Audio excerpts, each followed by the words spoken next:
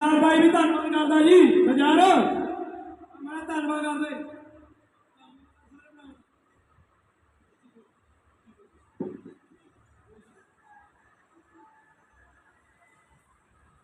भाई सारे का धन्यवाद थोड़ा अभी गलती मन कट सब तो सामने नहीं गया उन्ना प्रबंध नहीं होया ते सारे मेरे भरा खुश हो ठीक है जिन्हें तो आप बदाम लेने किसी सारे ने पोस्ट नहीं पाई अपनी आप बदाम किलो देख के लेने की जिन्हें दुकाना वाले ना